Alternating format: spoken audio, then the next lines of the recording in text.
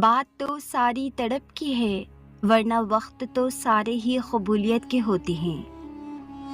تم اس کی مصلحت کو نہیں جانتے، مگر وہ رب تمہاری ہر تکلیف کو جانتا ہے۔ ہو سکتا ہے تمہاری اس آزمائش کے بعد تمہاری دعاؤں کا پورا ہونا ہو۔ دعائیں موڑ لائیں گی مقدر کی خوشیاں۔ تم ایک بار اللہ سے اچھا گمان کر کے تو دیکھو۔ یہ تہجد پڑھنا تمہارا خالی ہاتھ نہیں جائے گا۔ یہ وہ سجدے ہیں جہاں تم اپنی مراد پا لو گے، اور جب دل میں خدا سما جائے تو آنکھیں غم میں بھی مسکراتی ہیں۔ جن ہاتھوں کو تم نے دعا میں اٹھا رکھا ہے نا، ان ہاتھوں میں ایک دن وہ سب ہوگا جس کے لیے تم اللہ کے سامنے گڑ گڑاتے ہو۔ جو خود کو اللہ کے حوالے کر دیتے ہیں نا، اللہ ان کی قسمت کی الجھی ڈور کو سلجھا دیتا ہے۔ جو چیز اللہ نے تمہارے نصیب میں لکھ دی ہے، اسے کوئی بھی تم سے چھین نہیں سکتا۔ جو میں مانگتی رہی وہ بہتر تھا، جو اللہ دے گا وہ بہترین ہوگا۔ سنو، مایوس مت ہونا۔ اگر یہ وقت آزمائش کا ہے تو اگلا وقت معجزوں کا ہوگا۔ اگر دینے والے نے دینے کا وعدہ کر رکھا ہے تو دنیا لاکھ کوشش کر کے بھی تمہیں وہ چیز حاصل کرنے سے روک نہیں سکتی۔ یہ غم بڑے انمول ہیں، یہ تمہیں رب کے قریب لے جائیں گے، تمہیں آزمائش پہ صبر سکھائیں گے، تمہیں صبر کا صلہ دلوائیں گے۔ اتنے درد کے بعد بھی اگر تم صبر کر رہی ہو تو یقیناً تمہیں اجر کے لیے چن لیا گیا ہے۔ اللہ کے فیصلوں پر راضی ہونے سے مشکلیں آسان ہو جاتی ہیں۔ اللہ پاک اتنا نوازے گا کہ تمہیں لگے گا ہی نہیں کہ کبھی کچھ کھویا تھا۔ آپ کی دعا ہر اس چیز کو آپ تک لے آئے گی جو آپ کے نصیب کا حصہ بھی نہیں ہوتی۔ یہ جو دیر لگ رہی ہے وہ اللہ کی خیر بھی تو ہو سکتی ہے۔ سب سے بہترین صبر وہ ہے جو تم نے اللہ کی رضا کے لیے کیا۔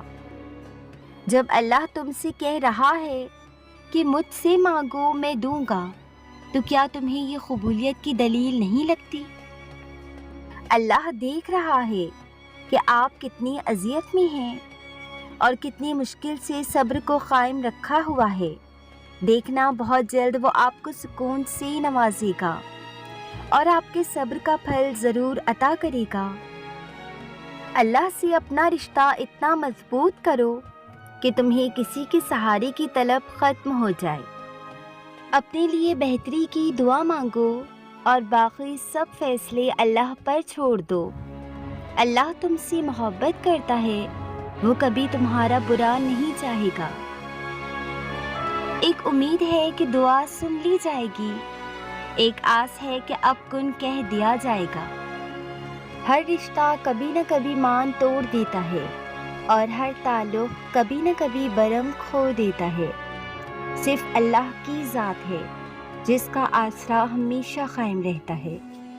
تہجد کی دعائیں تو معجزوں کا عکس ہوتی ہیں۔ فرش پر ہاتھ اٹھائیں، عرش پہ اللہ رب العزت کو پا لیں۔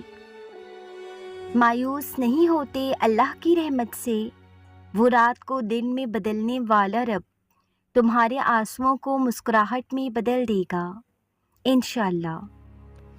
تم سمندر کی گہرائی سے بھی پکارو گے نا، اللہ وہاں بھی تمہاری التجا سن لے گا۔ جو تم چاہ کر بھی نہیں پا سکتے نا، وہ تمہاری دعائیں تم تک لے آئی ہے۔ جب حالات بد سے بدتر ہوتے چلے جاتے ہیں تب معجزے ہوتے ہیں اور دعاؤں کے جواب دے کر دل مطمئن کر دیے جاتے ہیں۔ صبر کرو اس نیت سے کہ اللہ تمہاری نیت دیکھ رہا ہے، وہ تم کو خالی ہاتھ نہیں لوٹائے گا۔ اپنی مانگی ہوئی دعاؤں پر یقین رکھو، وہ رحمان ہے، تمہاری دعاؤں کو رد نہیں کرے گا۔ اللہ جانتا ہے آپ کے دل میں چھپے اس خوف کو جو آپ کو پریشان کیے ہوئے ہے۔ اللہ دیکھ رہا ہے آپ کی زندگی میں مسلسل چلنے والی مشکلات کو جن سے آپ لڑتے ہوئے تھک رہے ہو۔ اللہ واقف ہے آپ کی اس تکلیف سے جو آپ کو ان دنوں بے چین کیے ہوئے ہے، مگر یاد رکھیں آپ اکیلے نہیں ہیں اس خوف، مشکلات اور تکلیف کی جنگ میں۔